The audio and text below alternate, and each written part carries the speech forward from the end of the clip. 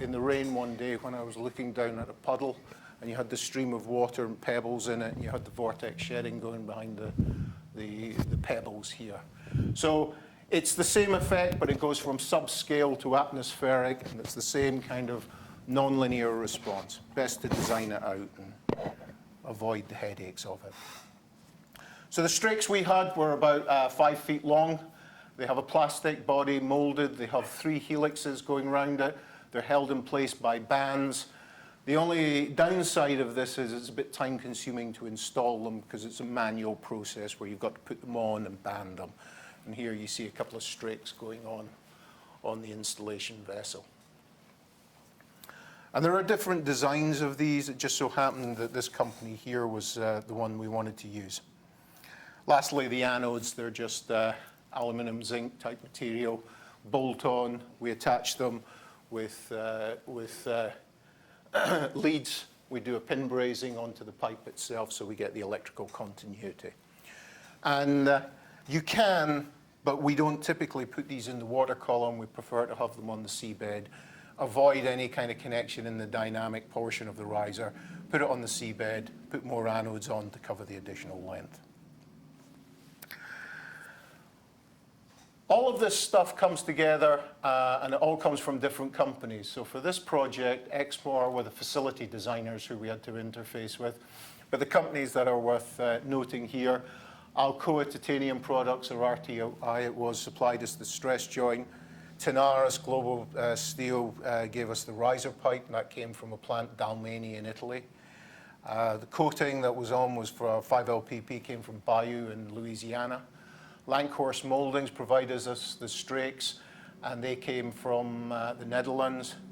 Technique were fabrication and installers, and then a company, OMS, did our pipe end measurements. So within the remit of the riser design, we have the interface of these 6 or 7 companies, and we got to manage it to make sure somebody like OMS is on site to measure the pipe, you know, at the right time when Tenaris send it, and before Technique get their hands on it to weld it. So that's part of the design process, as I mentioned, in the scheduling. You've got to get all the bits and pieces in order and coming together. For me, I think that's probably one of the more stressful parts, the scheduling. The technical stuff, you know, we've always got time and a coffee to deal with that. Scheduling involves people. So the riser design process, it's iterative in nature. Obviously, we start with the cross-section wall thickness for the internal pressure requirements. We go into a static catenary, which I gather you guys are looking at the moment, having done the cross-section calcs. So we want to know where we are attaching on the platform, what our departure is away from the platform, what our weights are, what our coating is, what our strakes, because all of that goes into the tension distribution and hence the catenary form. And then we go into the dynamic response, so in a hurricane and fatigue, what are the flows, extreme fatigue, etc., clashing. So this is part of the design process. Our cross-section has to have sufficient material in it so that we don't exceed material or design allowables for overpressure, so a burst case. But equally, because we're putting it in water and in very deep water, if it's too thin, it may buckle, it may collapse. So you have to do strength for internal pressure and external pressure. Our global response, you've got to account for all the hydrodynamic loads, so that's current and wave, vessel motions at the top, offsets. You know, a vessel, it's a floating system. It's not stationary. Sometimes it's over here, sometimes it's over there, so you've got to account for this. And then lastly, whatever we do, we have to pass back in terms of the loads on the platform, back to the platform designers, in this case Exmar, to make sure that we're not going to break the porch that the riser sits on. No point in having a riser that works, but tearing the platform apart. Self-defeating.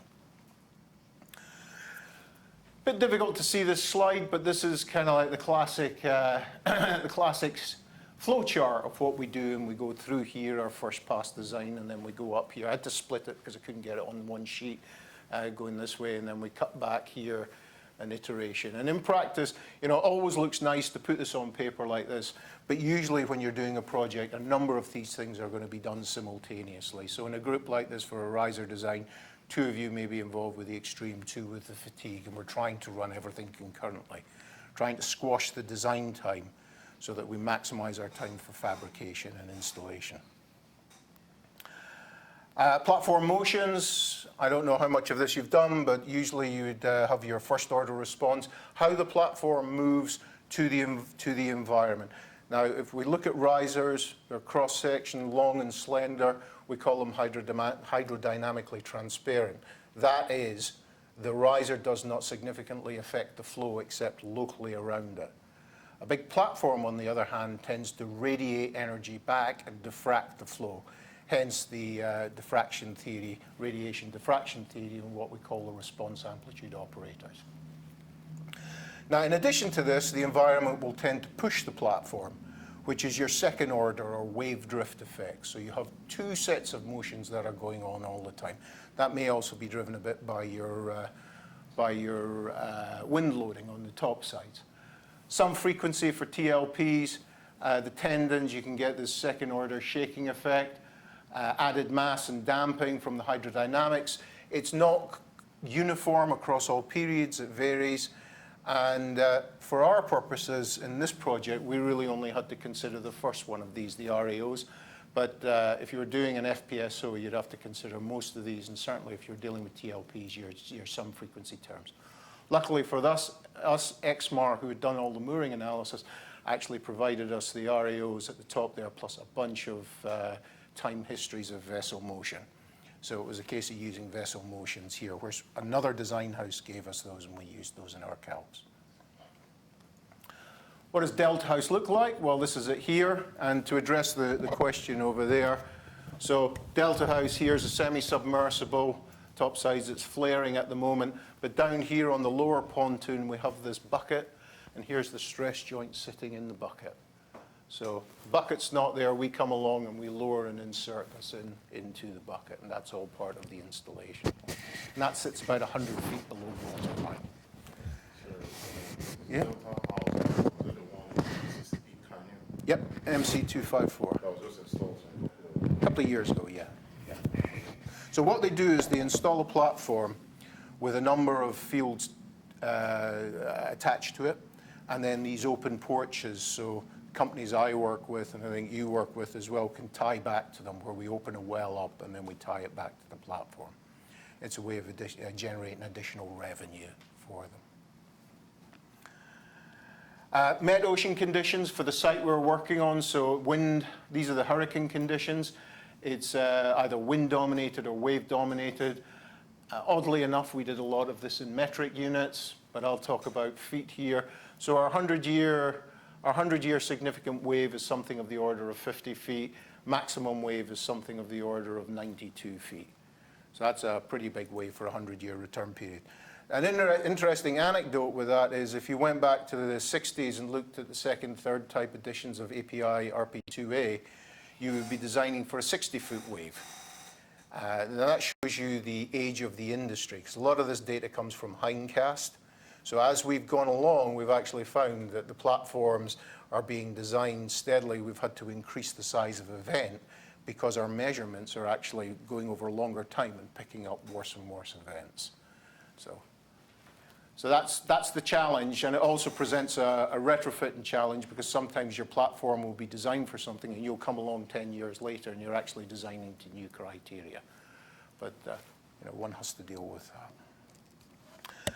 In terms of fatigue, we deal with this kind of scatter table. So here we have different wave heights in terms of significant wave height and different periods. And this is the probability of occurrence in each cell or bin. So you can see here down at the lower wave heights, you've got the majority of your motions, and then steadily less and less and less as you get larger and larger waves. Very directional wave environment at this site, but that's just what life is. But the dominant stuff is here. The thing that the trade-off you have is you have lots here at low motions versus very little at high motions, and these give you different damage rates for fatigue. Current at the site, we have a loop current that we had to deal with. So this is a 100-year return period loop current. You're looking at a speed of just over 1.5 meters, which would be 4 feet per second at the water surface. So how do we do the design analysis? Well, cross-sections typically done with hand calculations, MathCAD, Excel. I guess you guys use Excel. Do you use MathCAD? Yeah, okay, so we typically use that. Our catenary work is done with Orcaflex, not surprisingly since I represent them. And the VIV analysis is typically done with a program called Shear 7. These guys use? Just mention it, okay. And then that's essentially a mode superposition program. So our pressure checks for design, 30 CFR 250, which essentially is the old Barlow stress type equation.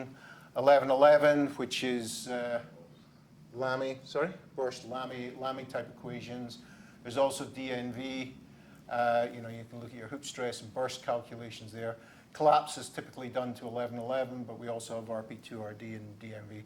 On bottom stability, we typically go to a DNV code for that, but generally we're aiming for, you know, like, sorry? At the on-bottom stability, is it for the rise of a flow line? Both.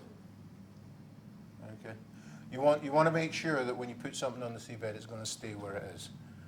And so it's part of the design. It's a simple check to do, but it's well worth doing. And for these kinds of risers you're talking about here, 8-inch, 1-inch wall with this coating, you're looking at a stability, you know, a factor of 2. So they're very heavy, but you still need to check it. So this is Barlow's stress equation from CFR 250, 1002. You know, the pressure is equal to yield stress thickness over diameter times your design allowable. It's just PD upon 2T. And in MathCAD, you work this through here, taking into account corrosion allowance because the internal material will erode or corrode the bore of the pipe. So here, you know, we're looking for a design pressure, let's say in this calculation of 9,000, we've got 9,500. So we're pretty good. Design is good. Straightforward check. We do the collapse check with 1111. So this is the recipe. It's essentially a yield formula with a buckling formula. And we take the two of these here. And for these kinds of wall thicknesses, there's absolutely no reason why we should have a collapse issue, neither from a collapse standpoint or a propagating collapse. Now, a flow line, particularly a pipe-and-pipe flow line, is entirely different because there you've got an outer casing with a thin wall, and collapse can typically drive the design. So when we look at the dynamic response, you're looking at 2RD. So 2RD essentially gives you factors that you're allowed